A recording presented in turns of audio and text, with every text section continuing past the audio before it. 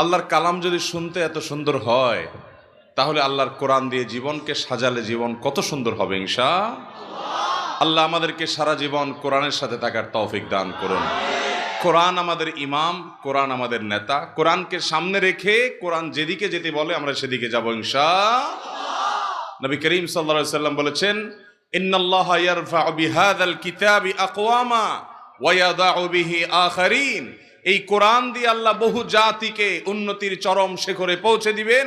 আবার এই কোরআনের প্রতি অবমাননা, অবহেলা, অসম্মান এগুলোর কারণে বহু জাতিকে আল্লাহ তাআলা অবনতির চরম তলে হারিয়ে দিবেন। মুসলিম মিল্লাত পৃথিবীর অর্ধেক পৃথিবী তাদের পদানত হয়েছে। গোটা পৃথিবীর প্রধান পরাশক্তি ছিল মুসলমানেরা।